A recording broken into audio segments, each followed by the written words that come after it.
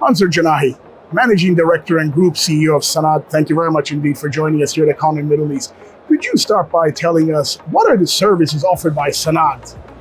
So first of all, SANAD is a wholly owned Mubadala entity. As you can see here, we're part of the Mubadala group.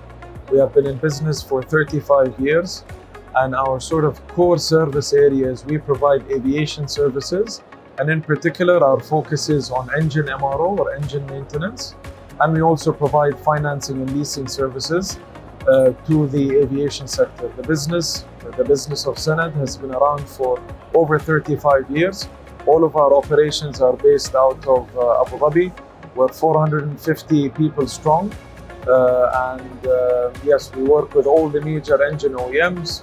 So today in aviation, the major OEMs are GE Aerospace, Rolls-Royce, Pratt & Whitney, and CFMI. And I'm very proud to say that we have got long-term commitments with all the major engine OEMs, and they have entrusted us with over $8 billion US.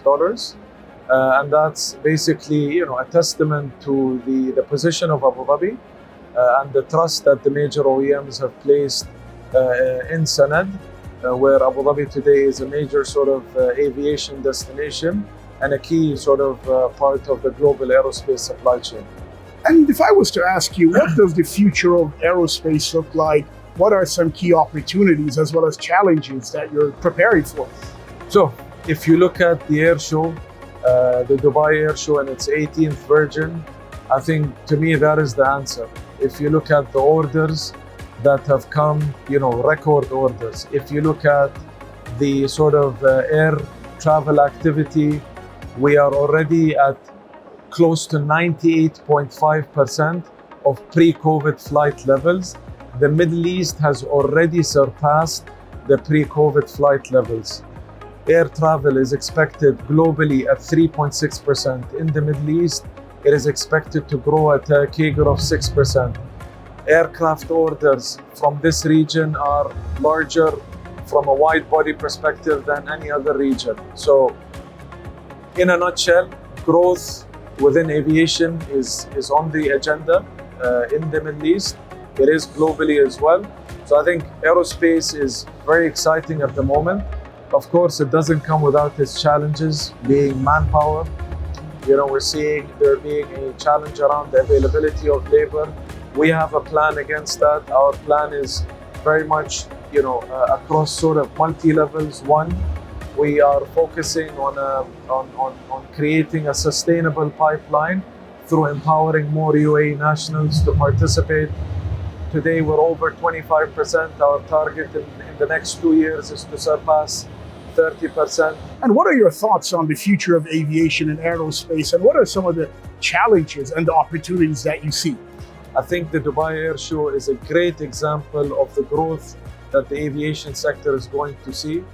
Orders that were made in the first few days just shows that aviation, in particular in the region, is here to grow. If you look at the basically air travel activity, it is expected globally to be growing at a CAGR of 3.6%, whereas in the region it is expected to grow at 6% compared to the rest of the globe. If we look at air travel activity and compare it to pre-COVID levels, today we're at about 98.5%. However, the Middle East has already surpassed this sort of this target. So I think what we're seeing is significant growth in aviation, and what this translates is it translates to many ancillary opportunities, and it translates to opportunities in MRO, because ultimately the sustainability of the airline and the aviation sector with having a robust maintenance ecosystem goes hand in hand. Therefore, we're looking forward to the growth that is going to happen in the region, and we strongly believe this is going to present opportunities for people like SANAD and others as well. We just said it, growth. Are there any challenges? Definitely there are going to be challenges as well associated with this upcoming growth. One area of these challenges is going to be the availability of talented and skilled manpower. We're already seeing a shortage globally. So what we are doing in SANAD is we are actually taking the challenge head on.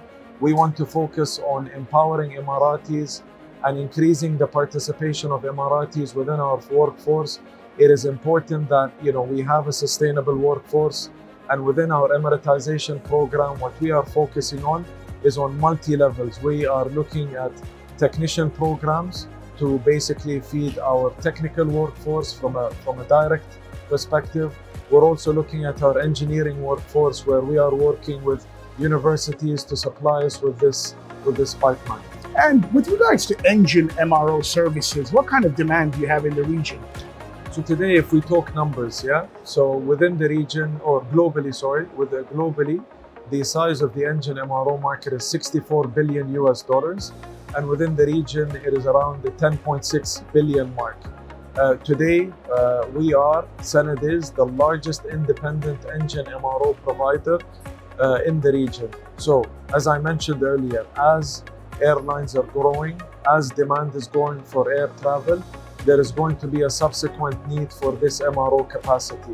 And with the focus today on sustainability and with the focus on in-country value, the reality is that most of the engines that operate in our region are not being maintained in the region. And they're going on aircraft and contributing to basically emissions. So I think the challenge is more of an opportunity, where I think with the growth that we're seeing in the region and the demand for maintenance capacity, that the focus becomes on creating local content and supporting these engines within the region versus sending it out. And you mentioned you've been in business for 35 years. Correct. In recent years, what have been some of your most impressive milestones? So I think if I made to sort of take it to three, and I'll focus on, let's say, things that have happened recently. So last week we had a very important milestone, something that we're extremely proud of. We basically opened a new facility, a 5,000 square meter facility, which brings our total footprint in Abu Dhabi to our Abu Dhabi campus to 30,000 square meters. Along with it, we invested over 100 million dirhams to basically bring this infrastructure up. The significance of it is we're going to be establishing a new capability for an engine that is called the LEAP. And the LEAP comes in two variants, the 1A as well as the 1B. The 1A powers the A320neo, the 1B powers the 737 MAX. This engine is expected to have more than 30,000 units in the next 10 to 15 years. And what makes this sort of moment significant in our career or in our history is that we will be the first facility in the South Asia, Middle East, and North Africa region with this capability. So that is one. Secondly, again, this happened this year. We've been doing business with Rolls-Royce since 2012, and at an event in October, we were recognized by Rolls-Royce as the most improved supplier within the Rolls-Royce network, and this is across 6,000 suppliers across their supply base, whether this is manufacturing or services. And it's the first time that a company from the Middle East or a company from the UAE has been recognized for their service excellence.